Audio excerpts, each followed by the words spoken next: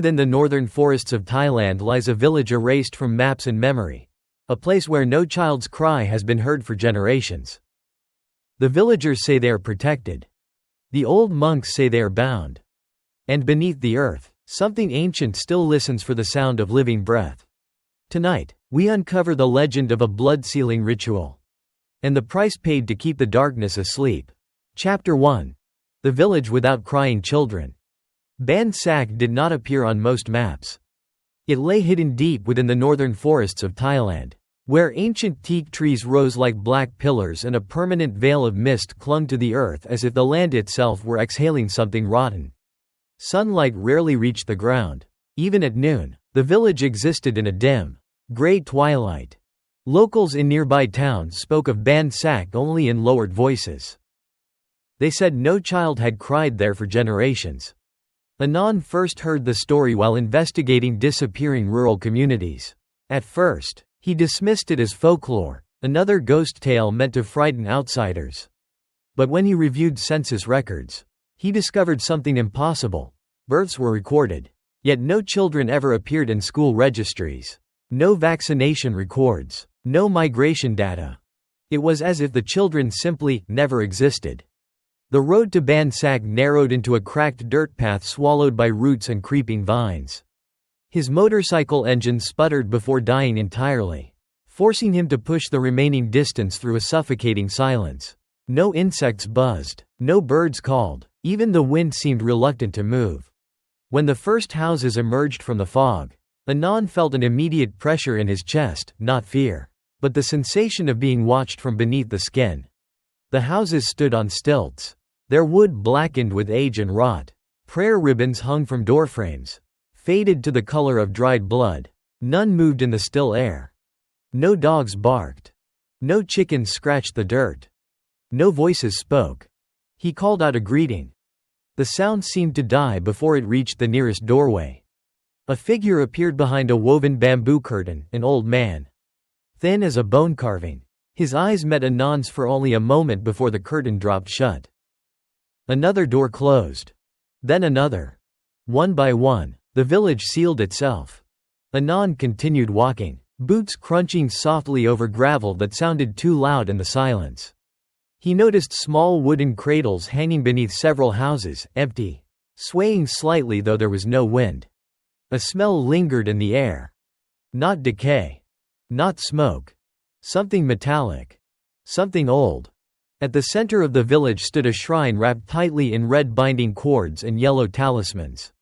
The paper charms fluttered faintly, whispering against one another like dry tongues.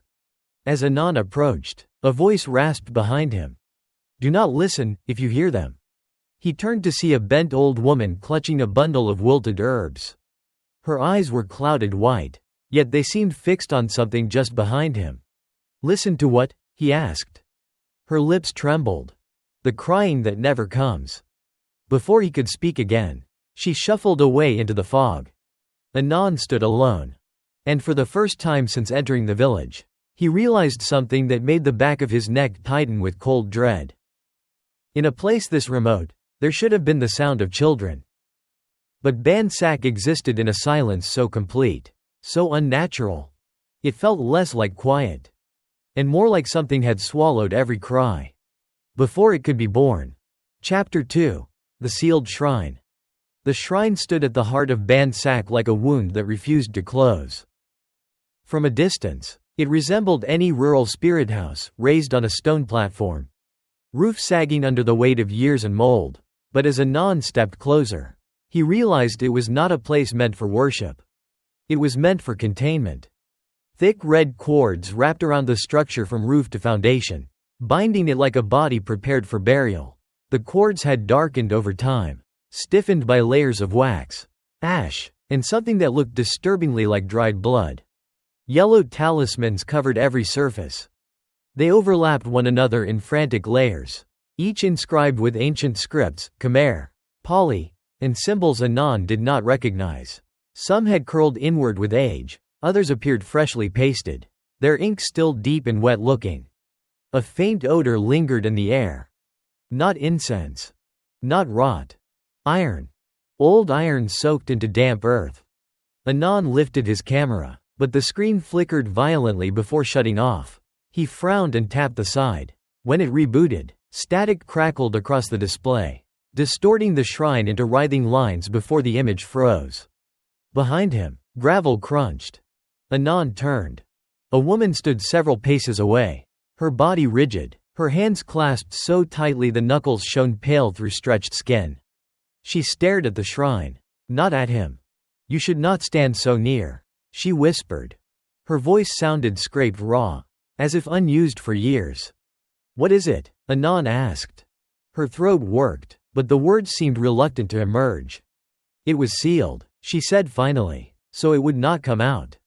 A wind stirred suddenly, though the trees beyond the clearing remained motionless. The talismans began to flutter, their dry paper edges whispering together in a thin, frantic rustle. Anon noticed deep gouges carved into the shrine's wooden doors. Not scratches. Finger marks. Dozens of them. As though something inside had clawed its way outward. He stepped closer. The temperature dropped sharply, his breath fogged in the air. Then he saw it. At the base of the doorframe, where rainwater had eaten away the wood, dark stains spread into the grain, thick and layered, as if liquid had seeped out repeatedly over many years. He crouched and touched the wood. Cold. Sticky. A voice behind him gasped. "Do not touch it." The woman stumbled backward, shaking her head violently. "It remembers blood," she whispered. "Whose blood?" he asked. Her eyes flicked toward the ground. Then to the shrine. Then back to him. Her lips parted, but no sound came out. Instead, she turned and fled into the mist, her footsteps fading too quickly, as if swallowed. Anon remained crouched at the threshold. The air felt heavier now, pressing against his ears, filling his lungs with damp chill. From somewhere deep within the shrine, he thought he heard a sound. Not movement. Not breathing. Something softer. A thin vibration. Like a voice trying to form inside stone. He held his breath. The whisper came again. So faint he could not tell if he heard it. Or felt it. Anon stepped back slowly, heart hammering. As he turned away, one of the talismans peeled loose and drifted to the ground beside his boot.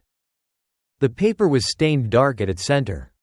And though the ink had long dried, the red mark upon it glistened, as if it had only just been pressed there by a living hand. Like and subscribe to Whispering Dark Tales for more chilling ghost stories.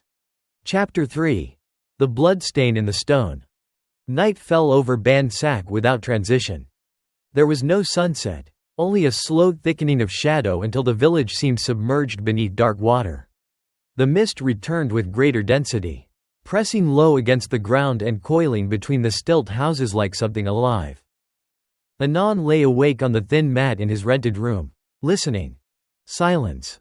Not the gentle quiet of rural night, but a suffocating absence of life. No insects, no wind, no distant animal calls. Even his own breathing sounded intrusive, as if the air did not welcome it. Then he heard it. A faint tapping. Not from the walls. Not from the door. From beneath the floorboards. He sat upright, heart thudding. The tapping stopped immediately. Minutes passed. Nothing. Yet sleep refused him. By the time the moon rose, a pale smear behind thick clouds, Anon found himself walking back toward the shrine. Guided by an unease he could neither justify nor resist. The red cords glistened damply in the moonlight. The talismans hung motionless, as if pinned in place by the weight of unseen eyes. The shrine door stood slightly ajar. He was certain it had been sealed shut before. The gap was narrow, breathing darkness. Anon hesitated, then pressed the door. It opened with a slow wooden groan that seemed far too loud in the dead air. Inside, the temperature plunged. The smell struck him first. Old iron. Wet stone. Something ancient and suffocated. Moonlight slid across the floor, revealing a circular carving etched deep into the stone foundation, concentric rings filled with geometric patterns and sigils worn smooth by time. At the center lay a dark stain. Not painted. Not burned. Soaked into the stone itself. The discoloration spread outward in uneven veins, as though liquid had seeped deep into the porous surface and never fully dried. The edges were almost black, but nearer the center, the stain retained a dull reddish sheen. Anand stepped closer before realizing he was holding his breath. His pulse throbbed in his ears. He crouched, reached out. The instant his fingers touched the stone, a violent chill surged through his arm, racing into his chest like liquid ice. He tried to pull away. For a fraction of a second, his hand would not move. Then the whisper came. Not through his ears. Inside his skull. A murmur of overlapping voices. Thin and distant, like cries heard through deep water. He jerked back, gasping, stumbling onto the cold floor. The whispers stopped. But the silence that replaced them felt worse, heavy, watchful, patient. His palm tingled violently. When he looked down, a faint smear of red glistened across his skin. He wiped it against his shirt. The stain did not fade. Behind him, the shrine door creaked. Anand froze. He did not remember touching it. The opening narrowed slowly, inch by inch, until only a blade of moonlight remained. In that thin silver strip of light, he thought he saw movement within the dark stain, a subtle shifting. As though the stone beneath the surface were breathing. He blinked. It was still. The door stopped moving. The air pressed closer. And somewhere deep beneath the floor, something shifted. As if aware. It had been touched. Chapter 4. The dream that was not his. Sleep did not come easily.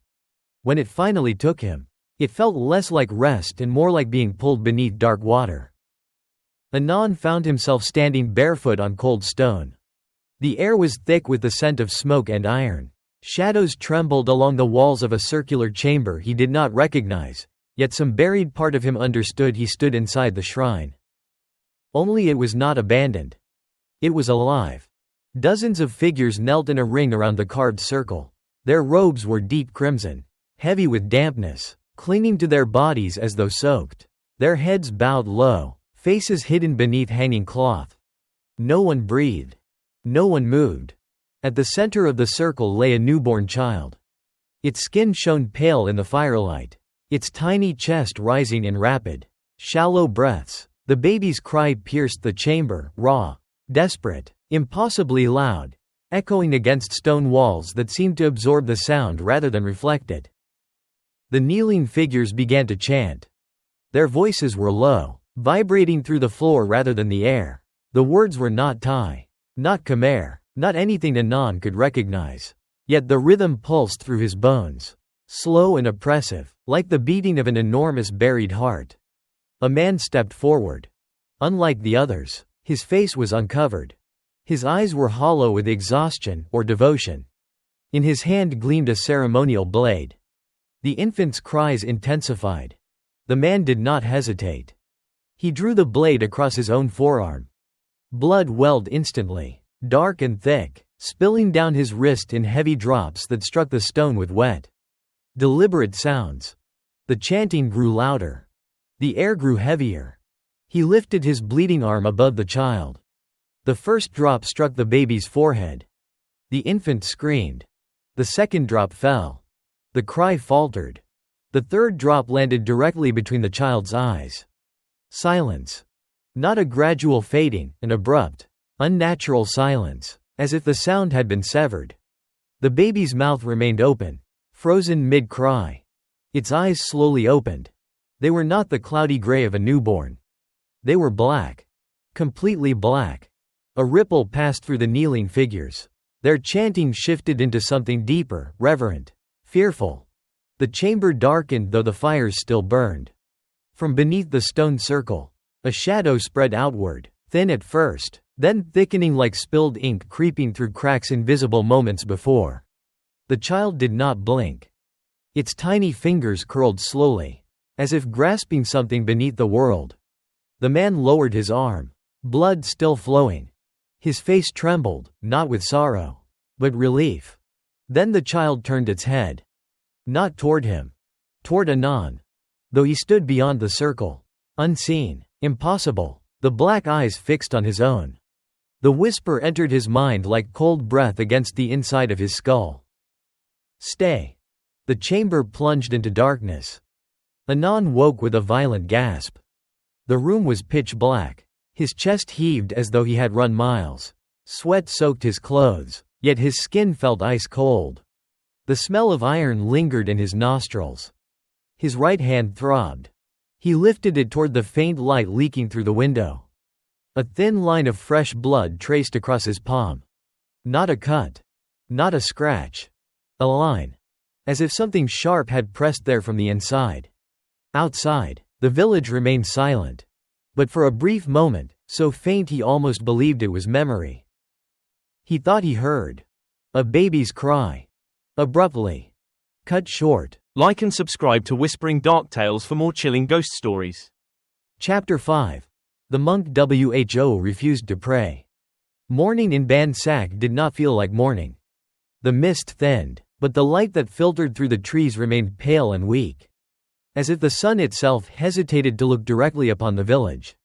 The air carried a damp chill that clung to Anand's skin long after he stepped outside. He had not slept again. The thin line across his palm remained, darkened now, as though the blood beneath the skin had settled into a narrow seam. When he pressed it, a dull ache pulsed up his arm. No one in the village would meet his eyes. Doors remained closed, windows shuttered, even footsteps seemed muted, swallowed before they could fully form. Only one place showed signs of life, a small, weather-worn monastery at the edge of the forest. Its wooden roof sagged under moss and years of rain. Prayer flags hung in faded strips, their colors leached into ghostly pastels. A bronze bell rested near the entrance, green with corrosion. It did not rain. Anand removed his shoes and stepped onto the cool wooden floor. Inside, the air smelled of old incense and damp stone. A single monk sat cross-legged before a cracked Buddha statue. His robe, once saffron, had faded to the color of dried leaves. His eyes remained closed, hands resting loosely upon his knees. Anand bowed slightly. I came to ask about the shrine. No response. I heard the crying, he added. The monk's eyelids flickered. Silence stretched. Then the old man spoke without opening his eyes. You should leave before the moon grows full. His voice was thin but steady, like something worn smooth by time rather than age. Anand hesitated. What is sealed inside the shrine? The monk's fingers tightened slightly. Nothing that was meant to be sealed by human hands. A faint draft stirred the prayer flags above them. They brushed one another with a dry whispering sound. The villagers believe it protects them, Anand said. The monk's eyes opened. They were clouded, but not blind. Something within them reflected a depth of memory too heavy to carry. They do not believe, he said. They remember. The words lingered in the dim air. Anand sat across from him. Remember what? For a long time, the monk did not answer. Outside, a branch creaked. Somewhere in the forest, something heavy shifted through leaves, then stopped, as if aware it had been heard. Finally, the monk spoke. 2 centuries ago, fever came from the lowlands. It burned the lungs, blackened the tongue, and took children first. His voice remained calm, but his fingers trembled slightly against his robe. The bodies could not be burned fast enough. Smoke covered the valley for weeks. Anand felt the air grow colder. A wandering ritualist came from the old Khmer territories. The monk continued. He spoke of a presence beneath the earth, older than the forest. Older than the hills. He said it fed on breath, on warmth, on the unfinished life within the young. The monk's gaze drifted toward the doorway, toward the distant shrine hidden by trees. He offered a binding, he said. Anand swallowed. Binding what? A hunger. The word seemed to thicken the air. What kind of binding? Anand asked. The monk's eyes lowered to Anand's hand. The kind written in blood given willingly. He said, blood that carries the promise of lineage, so the hunger feeds and sleeps. Anand felt the seam in his palm throb. That is why there are no crying children, he whispered. The monk closed his eyes again. The crying stops, he said, but it does not end. A tremor passed through the floorboards beneath them, so faint Anand might have imagined it. Dust drifted from a beam overhead. The monk's voice dropped to a near whisper. Every binding weakens, he said. Every seal remembers the hand that made it. Anand's throat tightened. And when it breaks? The monk did not answer. Outside, the wind moved through the trees for the first time since Anand's arrival. The sound resembled breathing. As he rose to leave, the monk spoke once more. If you hear them beneath the earth. Anand paused. Do not answer. Behind him, the bronze bell swayed slightly on its hook. It made no sound. Yet the air vibrated faintly. As though something deep below the soil had stirred and was listening. Chapter 6. The Filled Well. Anand did not intend to return to the shrine that night. Yet as darkness thickened over Ban Sak, an unease began to coil inside his chest, a tightening pressure that made the air feel insufficient. As though something beneath the village was slowly drawing breath meant for the living. The villagers vanished indoors before dusk. Doors shut. Wooden shutters dropped into place. Lamps were extinguished one by one until the settlement dissolved into a scattered constellation of dim amber glows, each quickly swallowed by mist. By nightfall, the village appeared abandoned. Anand stood alone beneath a sky veiled by low clouds. The moon reduced to a blurred pale stain. The silence felt heavier than before, pressing against his ears until he could hear the slow pulse of his own blood. Then came the sound. Soft. Thin. A child crying. It did not echo across distance. It seeped through the ground, rising from below rather than traveling through the air. Anand froze. The cry trembled with exhaustion, not loud, not desperate, but weak, as if the lungs producing it had forgotten how to draw breath. He followed it. Each step toward the shrine deepened the metallic tang in the air. The red cords glistened damply in the faint light, and the talismans hung motionless, their yellow surfaces dulled by moisture. The sound did not come from the shrine. It came from behind it. Through the trees, past a broken stone boundary half swallowed by roots. He found it. A circular patch of ground covered by uneven slabs of rock and crumbling mortar. An old well. Filled in. The crying stopped the moment he approached. The silence that replaced it felt immediate and deliberate. Anand crouched, brushing moss from the stones. The mortar between them had cracked with age, leaving narrow black seams descending into darkness. A smell seeped through those seams, damp soil mixed with something coppery and stale. He pressed his ear against the stone. Nothing. He exhaled slowly, feeling foolish. Then, a faint exhale answered from below. Anand recoiled. The mist drifted closer, thickening around the clearing. Moisture collected along his neck, cold as fingers. He slid his fingers into one of the cracks and pried loose a small stone. It shifted with a grinding reluctance, releasing a sudden breath of air from below, cold and wet, carrying the dense odor of old earth sealed too long. And something else. Rot. Not decay of flesh. Decay of time. Before he could stop himself, he pulled the stone free. Darkness yawned beneath. The cry returned instantly. Closer. Directly below. Not the wail of a healthy infant, but a fragile, broken sound, like breath forced through a throat too dry to scream. Anand leaned forward, heart hammering. "Hello?" he whispered, unsure why. The crying stopped. A long pause followed. Then a whisper rose from the well, so faint he felt it more than heard it. Not words. Breath shaped into almost sound. The mist pressed tighter around him. From the darkness below, something shifted. A soft scraping sound followed, like skin dragging slowly across damp stone. Anand's pulse thundered in his ears. He should have stepped back. Every instinct screamed at him to replace the stone, to leave, to forget. Instead, he leaned closer. A pale shape moved in the darkness. For a moment he thought it was a reflection, a trick of light. Then a small hand emerged through the gap. The skin was gray and swollen, the fingers thin as roots soaked in water too long. Mud filled the creases of the knuckles. The nails were soft, peeling away in translucent layers. The hand did not grasp. It reached upward slowly, hesitantly, as if remembering how. Anand stumbled backward, breath tearing from his throat. The hand lingered, suspended in the crack between stones. Its fingers twitched once. Twice.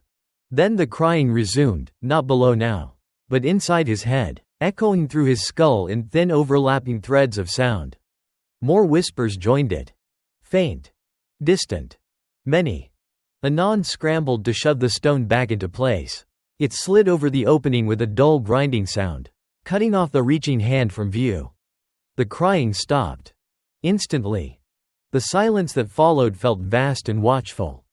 Anon remained on his knees, chest heaving, palms pressed against cold stone slick with condensation. Behind him, something moved within the trees. Not footsteps. Weight shifting. Observing. He turned sharply. Nothing stood there. Only mist winding between trunks. Only darkness. Yet as he staggered back toward the village, he could not shake the certainty that beneath the sealed well, something had awakened. To the memory. Of touch. And deep below the earth, breath that was not meant for the living had begun to stir. Like and subscribe to Whispering Dark Tales for more chilling ghost stories. Chapter 7. The Woman Without a Shadow. Anon did not remember walking back to his room. The path from the well dissolved in his memory, swallowed by mist and the echo of that fragile, broken crying still vibrating faintly inside his skull. By the time he reached the wooden guest house, his clothes clung damply to his skin, though he could not recall sweating. He bolted the door, checked the window, then checked them both again. The village remained silent, no voices, no footsteps, not even the shifting creak of wood settling in the night air. The stillness felt unnatural, like a held breath stretched too long. He sat on the edge of the thin mattress, staring at his hands. The seam in his palm had darkened further, the thin line now resembling a thread sewn beneath the skin. When he pressed around it, a dull pulse answered from somewhere deep in his wrist. He wrapped it with cloth torn from his shirt. The fabric slowly spotted red. Anon turned away. He did not intend to sleep. Yet exhaustion dragged at his eyelids. Heavy and relentless, the room seemed to tilt, its corners softening as the dim lantern glow thinned. Then came the knock. 3 soft taps against the door. Not loud. Not urgent. Deliberate. Anon froze. The taps came again. He rose slowly and approached the door, every instinct urging him to remain still. "Who is it?" he asked. No answer. The mist outside pressed against the thin gaps between the wooden slats, seeping pale tendrils through the seams. He lifted the latch. The door creaked open. A woman stood on the threshold. She wore a simple white garment, the fabric hanging loose and damp as though lifted from river water. Her long black hair clung in strands around her face and shoulders. Her skin appeared pale, not with illness but with a muted translucence, as if light passed through it rather than reflected from it. Her bare feet were clean. Too clean. No mud. No dust. No sound marked her presence. "Did you hear it?" she asked. Her voice was soft, almost breathless, yet it seemed to bypass the air and form directly within his mind. Anon swallowed. "Hear what?" Her dark eyes did not blink. "The crying." The word thinned into the mist between them. "Yes," he whispered. A tremor passed through her expression, not relief, not grief, but recognition. "They said it stopped," she murmured. "They said the offering was enough." The mist curled around her ankles. Anon's gaze dropped. The lantern light fell behind her feet. There was no shadow. His throat tightened. "Who are you?" he asked. She tilted her head slightly, as if considering a question long forgotten. "I brought him here," she said, when the moon was red. Her fingers tightened around the edge of her garment. "They told me he would sleep, that he would guard the village, that he would never suffer." Her voice wavered, thinning into something fragile. But a mother knows when her child is still crying. A faint sound drifted through the mist. Not from the distance. Not from the well. From beneath the floorboards. The woman's eyes lifted slowly toward the sound. For the first time, emotion broke across her face, a grief so deep it seemed to hollow the air around her. "He is cold," she whispered. The lantern flickered. The room darkened. Anon felt pressure building in his ears, as though the air itself thickened. "Help him," she said. Her gaze locked onto his hand. Blood had seeped through the cloth wrapping his palm. "He knows your blood now." The lantern flame bent sharply, though no wind entered the room. Anon blinked. She was gone. The doorway stood open to the mist. No footsteps retreated. No fabric rustled. Only silence. Then, from beneath the wooden floor, a soft scraping sound, followed by the faintest whisper of a child trying to breathe through soil. Anon slammed the door shut and staggered backward, heart pounding violently against his ribs. On the floor near the threshold, a small wet footprint slowly darkened the wood. It faced inward. As he stared, the moisture evaporated, not drying, but fading, as if being drawn down through the boards. The silence returned. Yet long after the lantern steadied and the mist withdrew from the doorframe, Anon remained motionless, unable to shake the certainty that something inside the room now listened. And that somewhere beneath the earth, a child had recognized the scent of his blood. Chapter 8. The First Binding. The monk did not summon Anon. Yet before dawn, Anon found himself standing again at the edge of the monastery clearing. Mist drifting low across the ground like breath escaping a grave. The air felt colder than the night before, heavy with an unseen pressure that made each inhalation shallow. The old monk sat where Anon had left him, motionless before the cracked Buddha statue. His eyes were open. "I dreamed of them," Anon said quietly. The monk studied him for a long moment, gaze lingering on the cloth wrapped around his hand. "They have begun to dream of you as well," he replied. A tremor passed through the trees beyond the clearing, though no wind followed. Anon lowered himself to the floorboards. The woman said her child still cries. The monk's eyelids lowered slightly. "Some grief," he said, "is not permitted to end." Silence settled between them. Then, as if sensing the inevitability of what must be spoken, the monk began.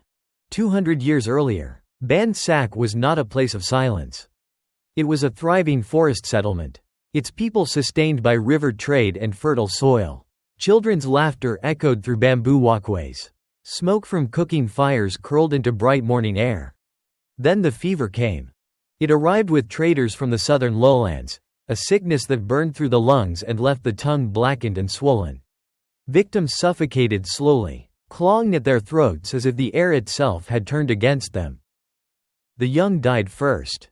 Then the old. Then the strong.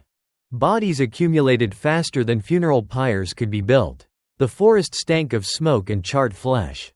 Ash fell like gray rain upon the river. Mothers stopped singing. Children stopped laughing. The living stopped speaking. It was during the 7th week of burning that a wandering ritualist arrived from the old Khmer territories. He walked into the smoke-veiled village barefoot, robes stained with travel and ash, carrying no provisions, no companions. Only a bundle wrapped in dark cloth. He did not bow. He did not ask permission to enter. He walked directly to the center of the village and said, "There is a hunger beneath your soil."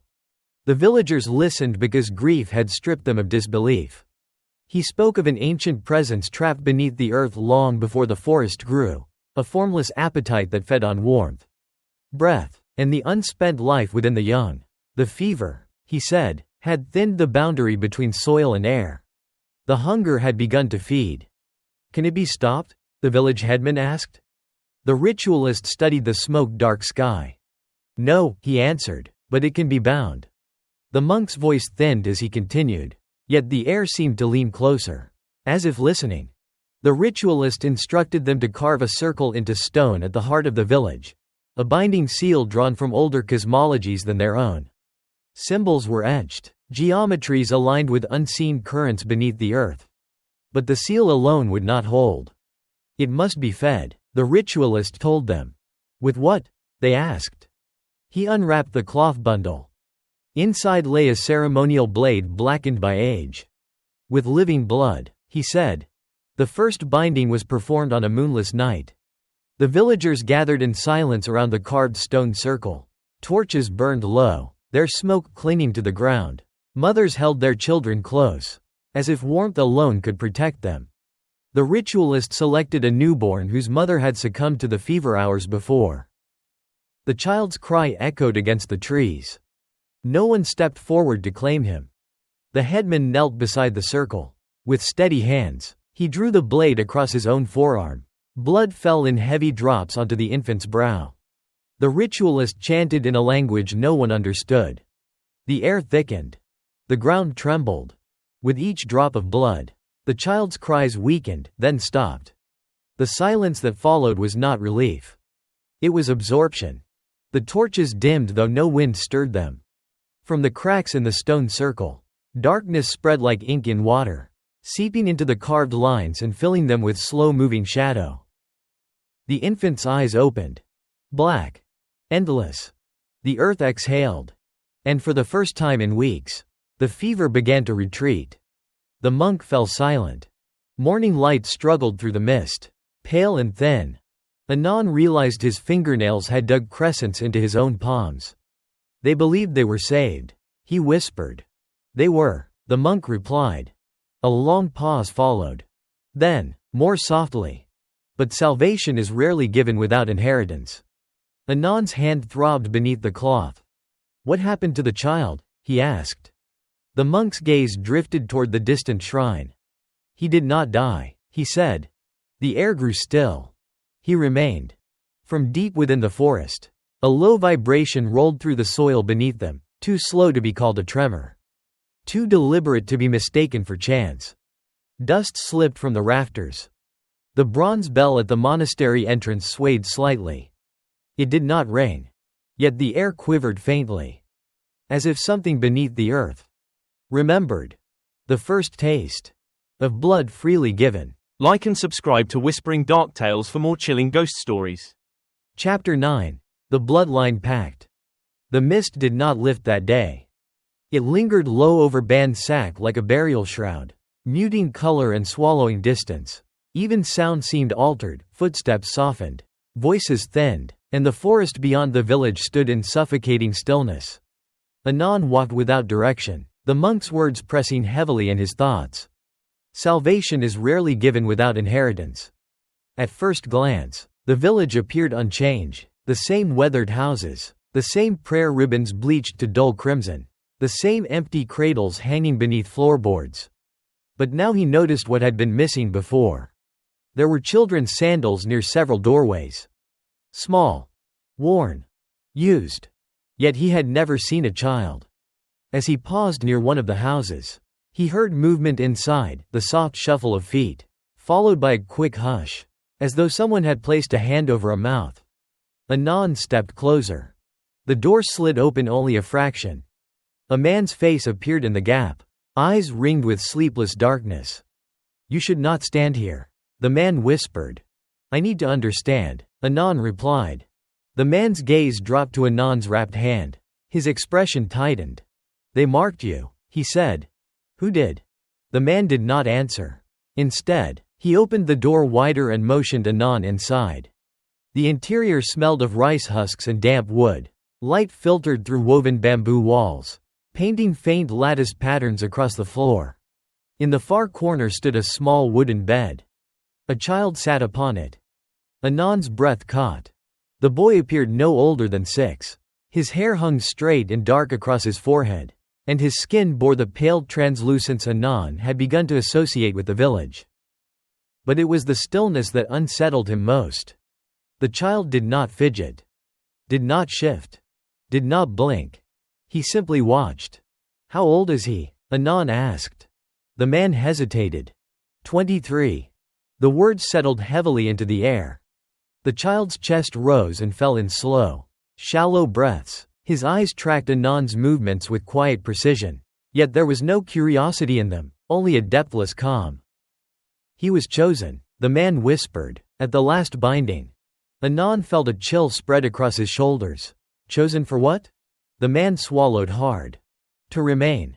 That evening, the man spoke in fragments, as though each sentence required permission from fear itself. After the first binding, the fever retreated and the village survived. Crops returned, trade resumed, children were born into a world no longer consumed by smoke and death. But every 10 years, On the night of the red moon, the earth beneath the shrine began to tremble. Whispers returned. Livestock were found drained of warmth, their bodies unmarked yet cold as river stone. Infants fell silent in their sleep. The ritualist's instructions had been clear. The seal must be renewed. Blood must be given. A child must be marked. Not sacrificed. Bound. The chosen child would live, but their breath, their warmth, their unspent years would belong to the presence beneath the earth. They do not age, the man said, voice breaking. They do not sicken. They do not leave. Anand's gaze drifted to the boy. The child continued watching him. Unblinking. Do they suffer? Anand asked. The man's eyes filled, though no tears fell. They listen, he whispered. All night, they listen. After nightfall, Anand lay awake once more, the weight of the village pressing inward from all sides. Then he heard it. Soft footsteps outside his door. Slow. Measured. He rose and opened it. Mist drifted across the walkway. Several small figures stood at the edge of the clearing. Children. 5, 6, perhaps more. They stood motionless, their silhouettes thin against the pale fog, their heads tilted slightly, as if listening to something far below the soil. One stepped forward. Moonlight brushed his face. The same stillness. The same ageless calm. The child's lips parted slightly. When he spoke, the voice was not singular. It layered upon itself in thin overlapping tones. We are warm, they said. A pause followed. Then, softly. It is hungry again. The mist thickened. The children retreated in silence, dissolving into the fog without sound. Anand remained in the doorway long after they vanished. Beneath his feet, the ground felt faintly warm. Not with life, but with the slow, gathering heat of something stirring. Far below. That remembered. The promise of blood. And the breath. Of the young. Chapter 10. The children below. The ground felt warmer that night. Not by much, just enough for Anand to notice when his bare feet touched the wooden floorboards. The warmth did not resemble comfort. It felt organic, internal, like heat rising from buried flesh rather than radiating from the air. He did not remember deciding to return to the well. Yet he found himself walking the same path through the trees, guided by a pressure behind his eyes and the faint, overlapping whispers that had followed him since dusk. The village remained sealed in silence. No lamps burned. No doors opened. Even the mist seemed reluctant to move. When he reached the clearing behind the shrine, the air grew heavy and damp. The metallic odor had strengthened, mingling with the scent of wet soil and something faintly sweet, the cloying undertone of long-sealed decay.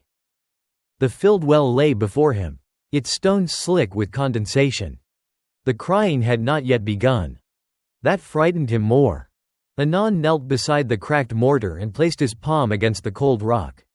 The seam in his hand throbbed in response, a dull pulse answering something deep below.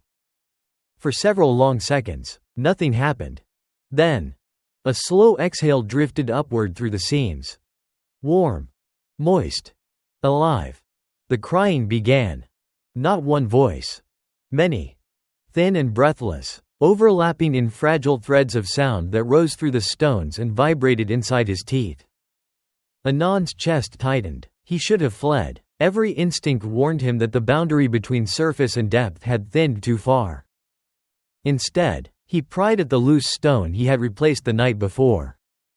It shifted easier this time, as if something beneath had been waiting. The gap widened. Darkness pooled below, thicker than shadow, swallowing the weak moonlight that touched its surface. The crying grew clearer. Closer. Not echoing upward, but gathering just beneath the opening, as though the voices had assembled directly below his hand. Hello? He whispered, the word barely leaving his lips. The crying stopped. Silence pressed upward through the gap. Then came a whisper. Not sound, but breath shaped into intention. The darkness moved. At first, he thought it was mist rising. Then he saw pale shapes shifting slowly below, layered one behind another, pressing upward through the narrow shaft like figures suspended in thick water. A face emerged, Small. Gray. Eyes open. Too wide. Mud filled the corners of its mouth and the hollow beneath its nose. Its lips parted slightly, as if the memory of breathing had faded but not vanished. Another face appeared beside it. Then another. And another. They did not climb. They did not struggle. They drifted upward slowly, guided by the faint opening of air. Anand's pulse thundered. He could not move. A small hand rose into the gap, the skin swollen and pale as river clay. Its fingers opened and closed weakly, not grasping, but reaching, testing the boundary between below and above. The whispers returned, layering over one another in fragile, broken tones. Cold. Dark. Still here. The hand brushed the air above the opening. Frost spread instantly across the stone rim. Anand recoiled, falling backward onto damp earth. His breath tore from his chest in ragged bursts. The faces did not retreat. More gathered below, their features pressed close and silent. Suspended anticipation. One child's lips moved. The sound emerged inside Anand's skull. We listened. The mist thickened, coiling low across the ground. We are still listening. The seam in his palm burned suddenly. A deep internal heat that shot up his arm and into his chest. He clutched his hand, gasping. Below, the children stirred. Their eyes shifted upward in unison. The whisper came again, layered and thin. It knows your blood. The ground trembled. Not violently, a slow, deliberate vibration, like the turning of something vast beneath layers of stone and soil. The faces sank slightly, as if drawn backward by an unseen current. The hand lingered a moment longer, fingers trembling in the cold air. Then it withdrew. The darkness below thickened. The crying resumed, distant now, fading downward through depth upon depth.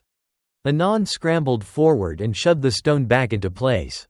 It sealed the gap with a dull grinding sound that echoed too long in the night air. Silence fell instantly. The warmth beneath the ground remained.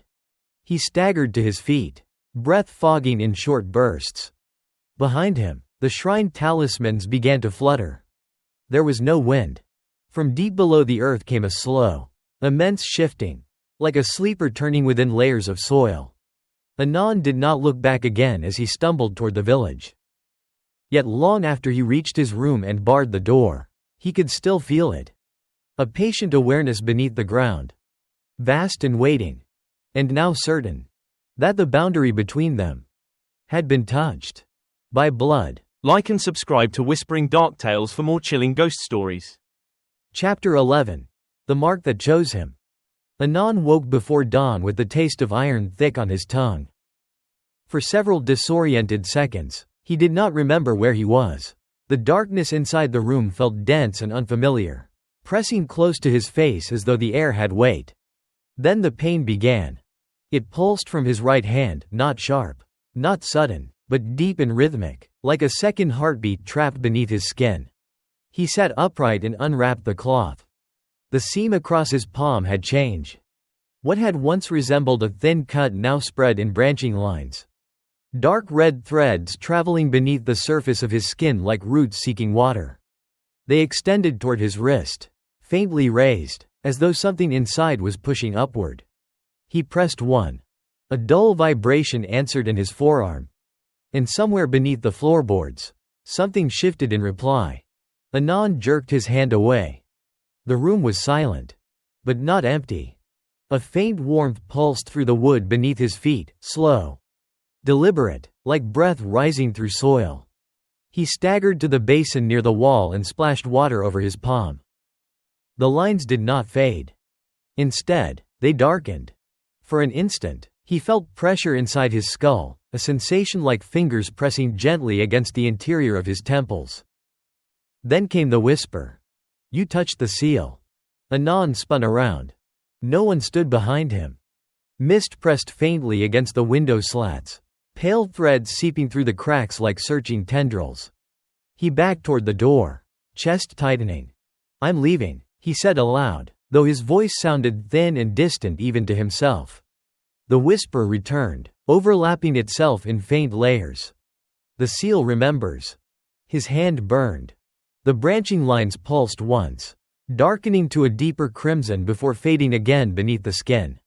Anon forced the door open and stumbled into the gray pre-dawn light. The village appeared suspended between sleep and abandonment. Mist drifted low across the walkways. Prayer ribbons hung limp and colorless in the damp air. He made his way to the monastery, each step sending a dull echo through his palm. The monk was waiting. He stood outside the entrance this time, gaze fixed on Anon's hand as though he had been watching the path long before Anon appeared. "It has begun," the old man said. Anon swallowed hard. "What is happening to me?" The monk did not answer immediately. Instead, he reached forward and gently turned Anon's palm upward. His fingers trembled. "The mark is not a wound," he said quietly. "It is recognition." Anon felt the ground tilt beneath him. Recognition of what? The monk's eyes lifted slowly. Of a keeper. The word hung in the damp air like a tolling bell. Anon pulled his hand back. "No, I didn't agree to anything." The monk's expression held no comfort. Neither did the first. A faint vibration passed through the soil beneath their feet, slow and deliberate. Dust slid from the monastery roof. Anon stared at his hand. "Why me?" The monk studied him for a long moment.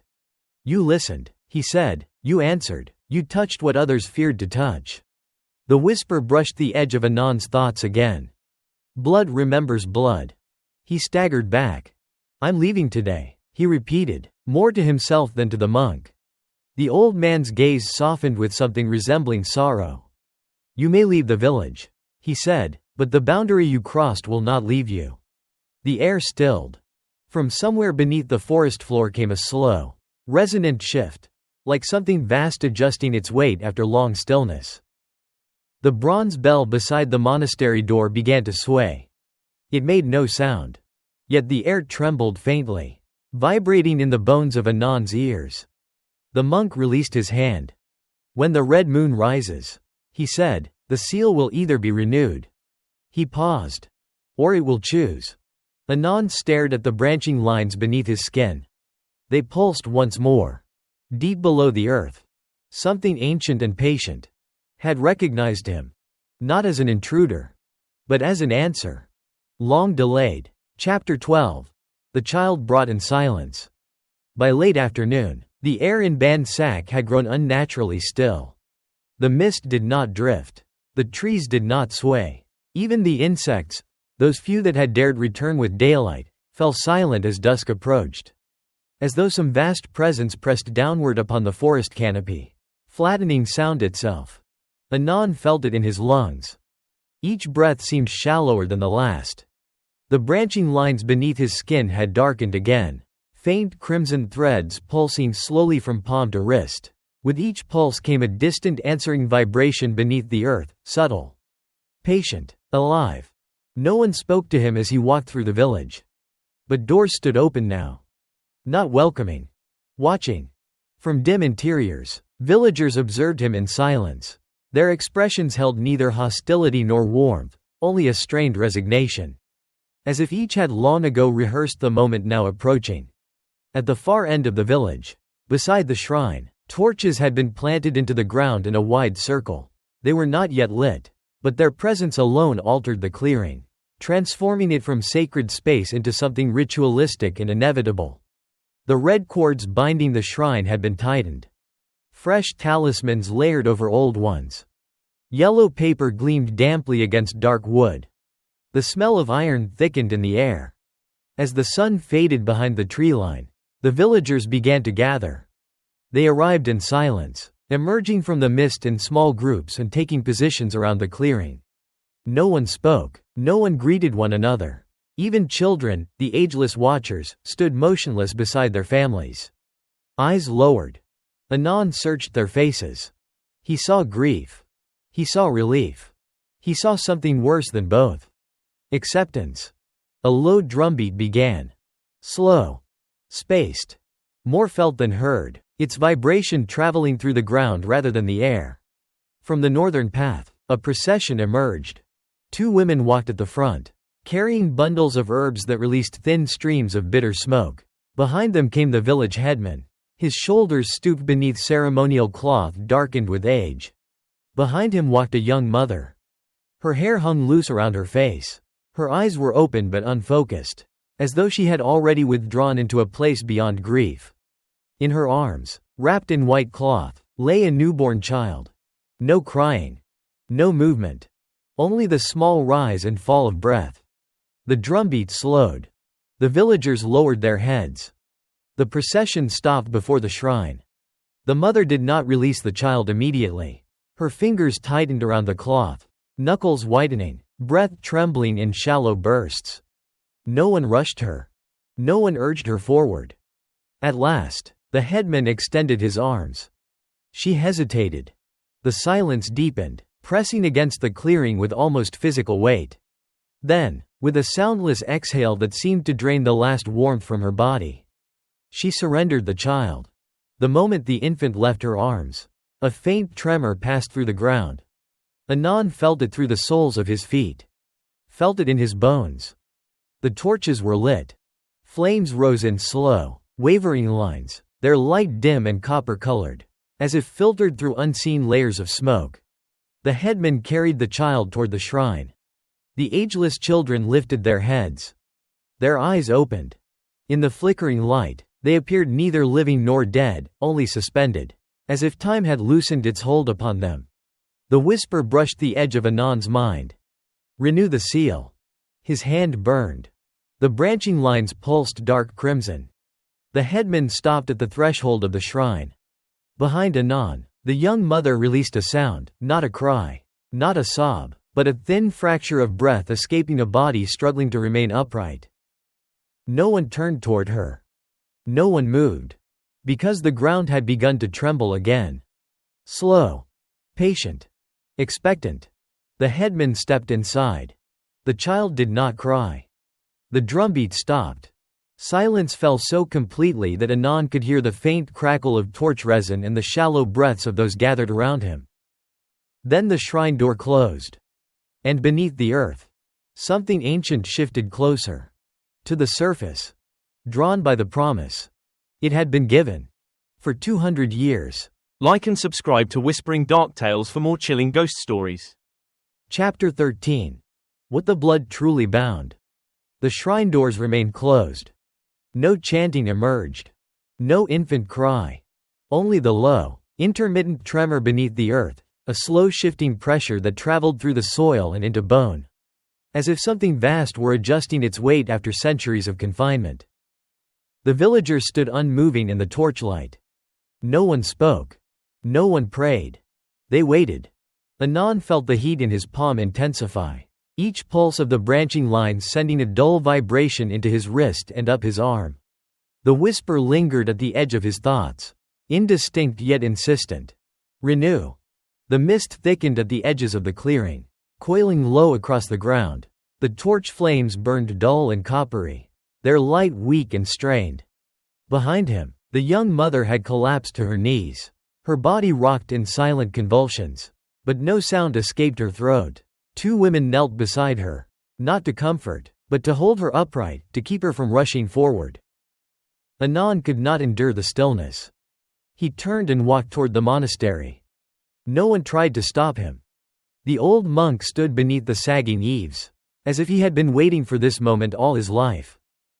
The ground is waking, Anand said. The monk nodded once. It always does. Anand held up his hand. The branching lines had darkened to a deep crimson, faintly raised beneath the skin.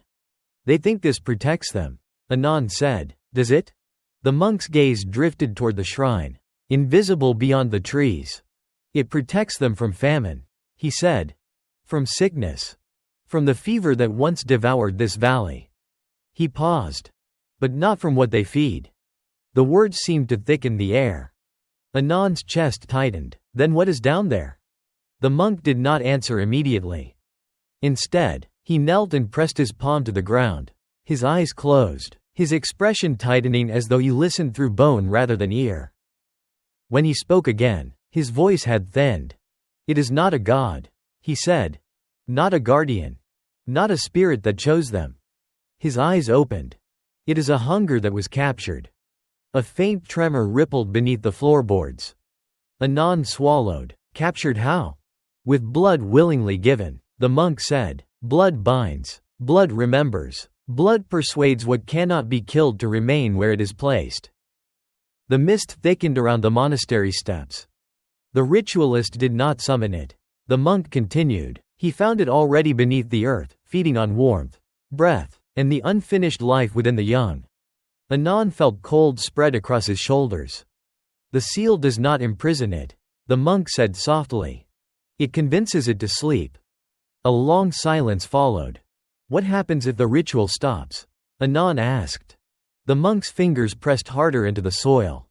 For a moment, he did not breathe. Then he spoke. It wakes hungry. The ground trembled. Dust sifted from the rafters. From the distant clearing, a low vibration rolled through the trees, not sound, but pressure. Anon's voice dropped. And the children? The monk closed his eyes.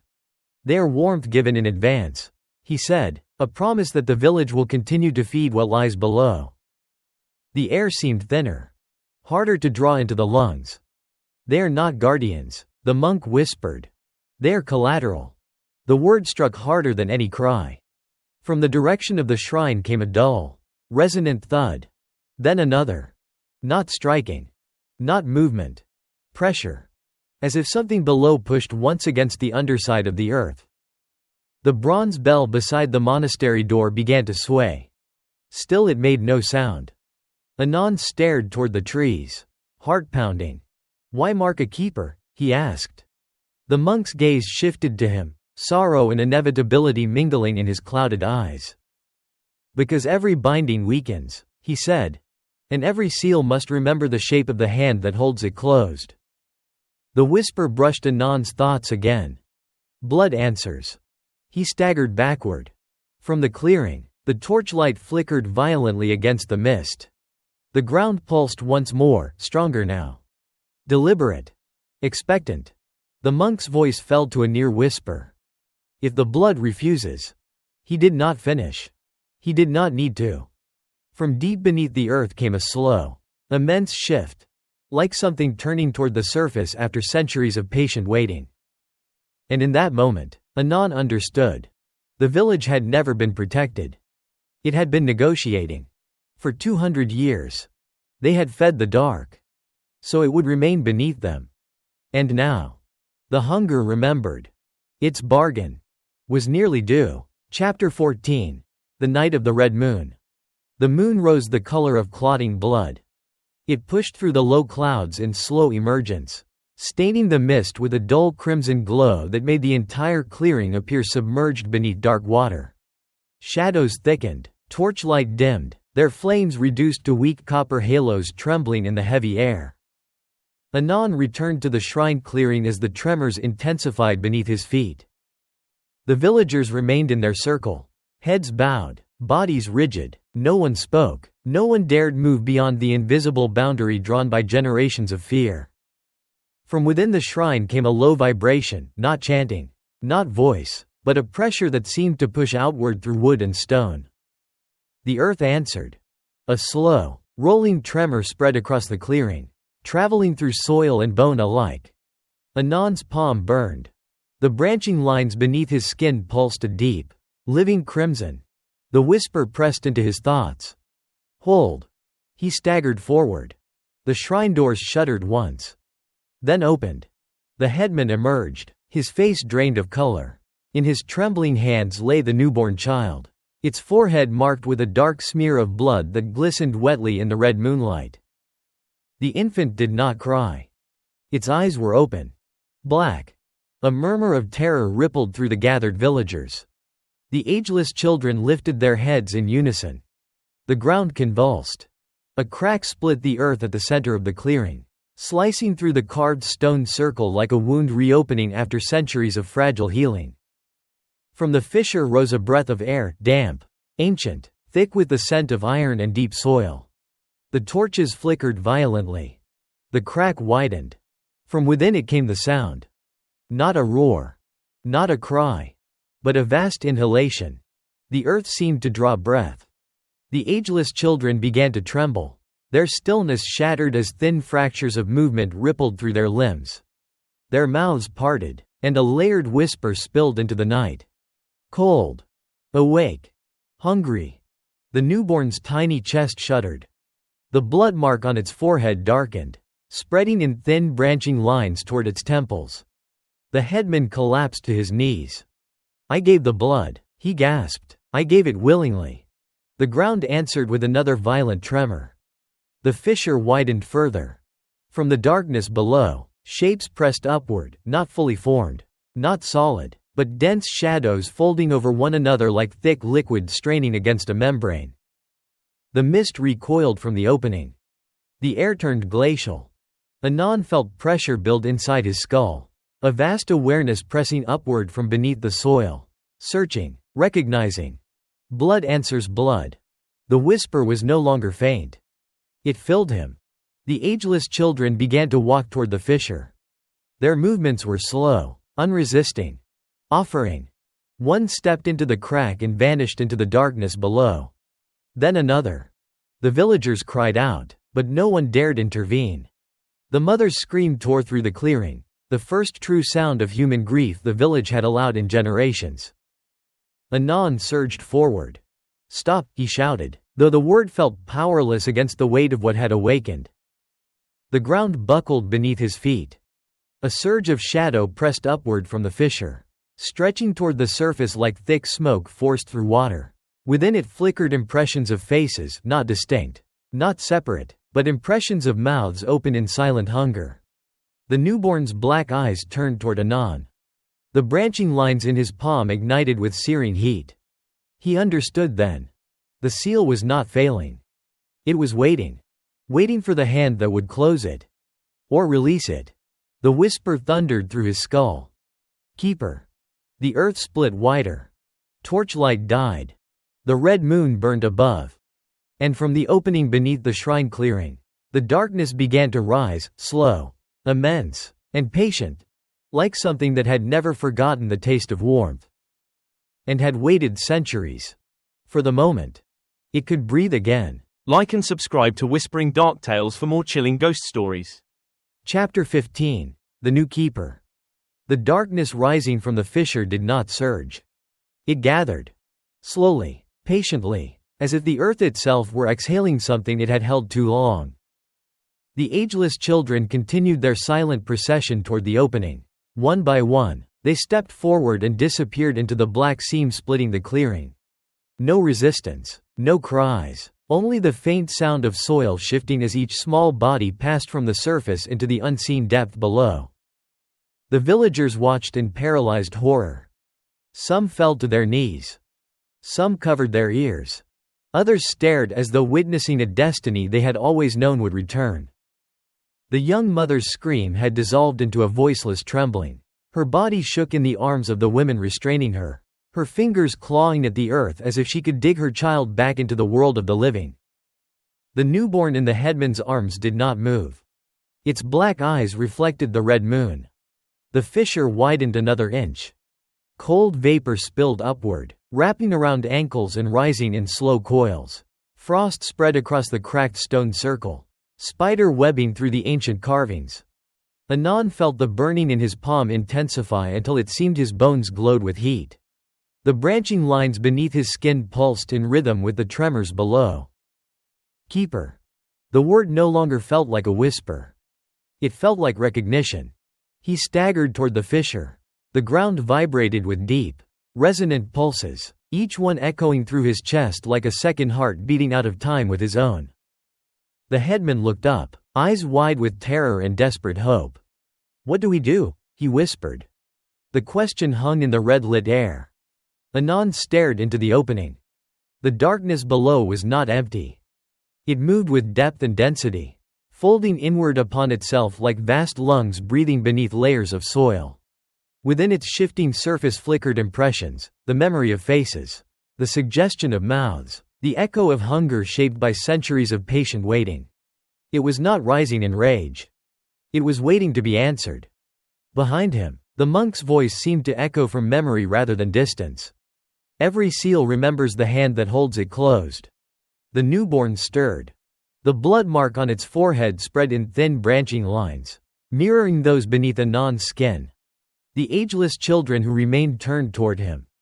Their layered whisper brushed his thoughts. Warmth must remain. Another tremor split the ground. The darkness pressed higher. Anand understood. If the seal broke, the hunger would not remain beneath the soil.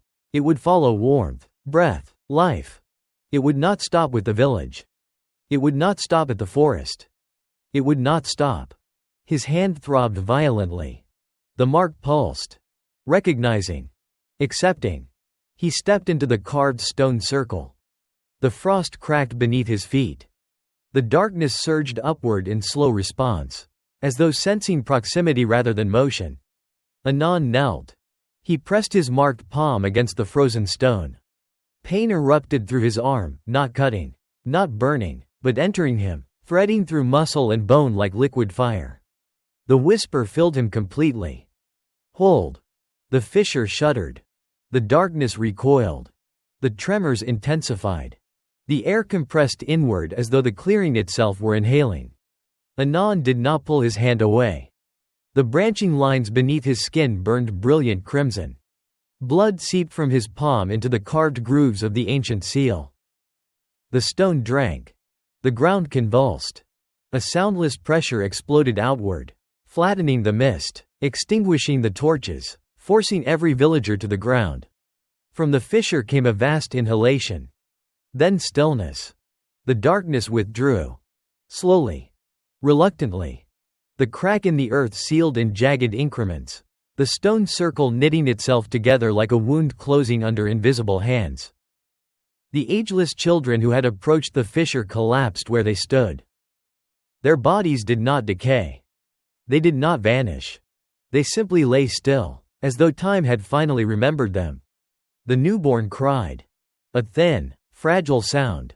The first true cry to rise in Bansak in generations. Dawn arrived quietly. The red moon faded. Mist drifted through the clearing as if nothing had happened. The villagers began to leave. No one spoke. No one looked back. By midday, Bansak stood empty. Doors hung open. Prayer ribbons stirred in the faint breeze.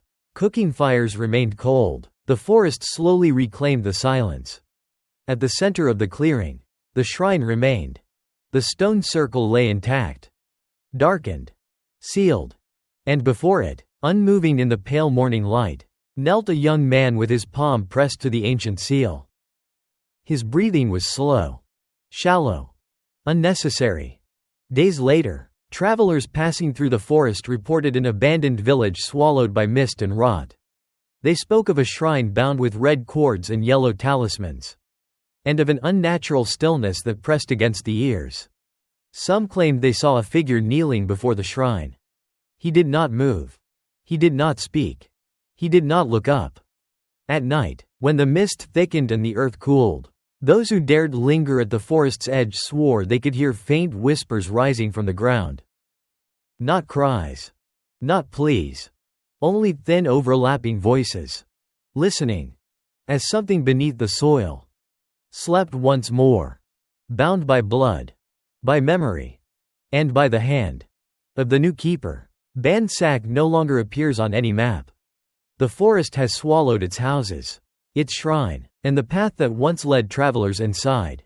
Yet those who pass too close to the mist-veiled trees sometimes hear whispers rising from the soil, thin voices layered beneath the ground. Listening, waiting. Some say the seal still holds. Others believe it only sleeps. And somewhere in the silent clearing, a lone figure kneels before an ancient circle of stone, keeping watch. So the earth below never needs to breathe again.